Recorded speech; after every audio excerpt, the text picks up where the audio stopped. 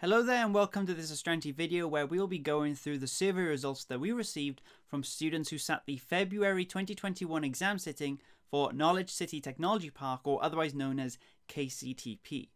So this is the final sit-in for this pre-scene company, and the next SCS case study exam will be on a new pre-scene company. So consider using any information you find here as something to help you prepare for the next exam.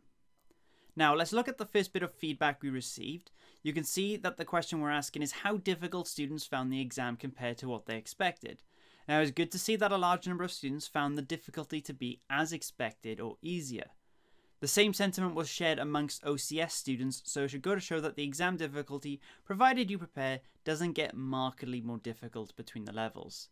The one exception, if you look at the management case study exam, is that one was particularly difficult, but we see that as something of an outlier and not something that is typically normal. So, overall, it looks quite good as far as this exam sitting goes.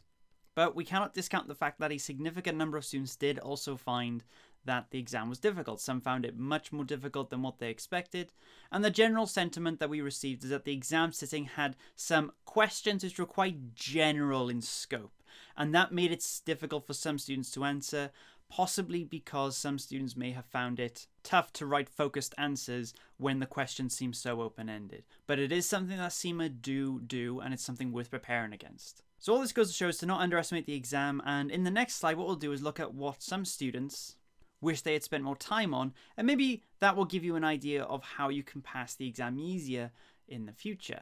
So what you see right now are the results from the survey concerning what students would have spent more time on if they could do it again. And the results you see on screen is the standard response we tend to receive. Most students wish they had spent more time doing mocks, practicing time management skills, and theory revision.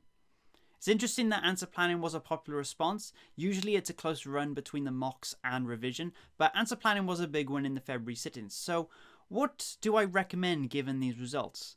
Well, to start with, the theory revision is important. Okay, let's get that out of the way. If you get a question that requires some technical knowledge of a model or approach, then you simply can't answer that question competently without having learned that topic.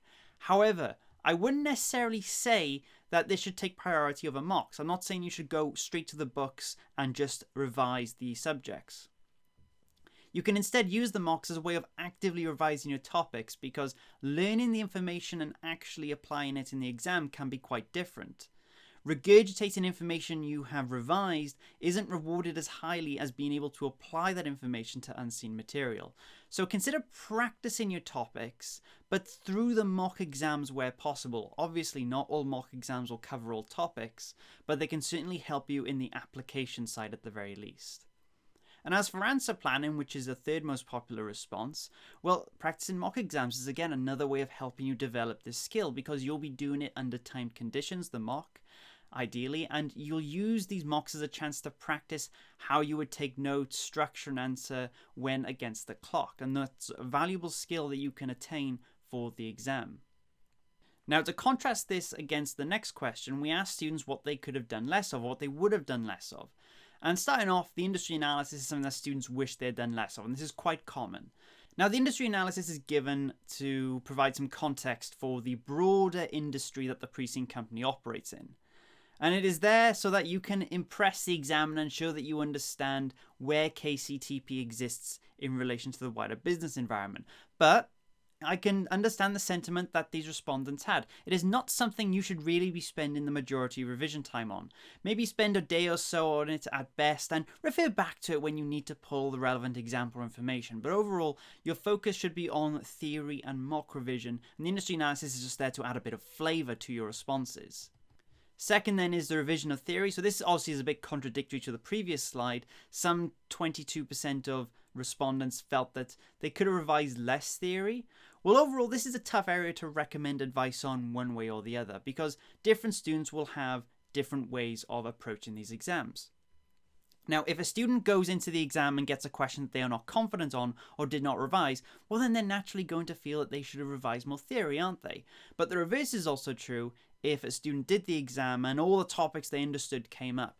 So the short answer is that you need to reflect on it personally yourself. You need to understand what topics you're comfortable on, what ones you're not comfortable on, and revise the topics you don't understand. That will be a better use of your time than revising topics that you are comfortable with, but there's a risk then that you'll get something that you're not comfortable on, and then that will make the exam more difficult. Lastly, we have the pre-scene analysis. Now, the pre-scene analysis is an important document that you cannot pass the exam without. However, it is not something you should be spending the majority of your time reading either.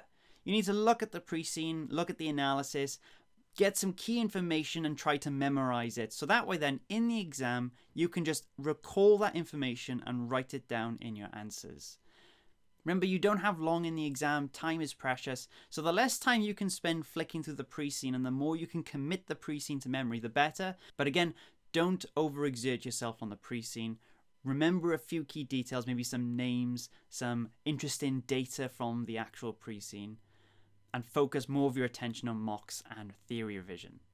Then the last question we asked students was what tips they would give to future students. And what we've done here is we've generalized their responses. So the first point doesn't really change from survey to survey, and that's the practice mock. So it just goes to show how important mock revision is.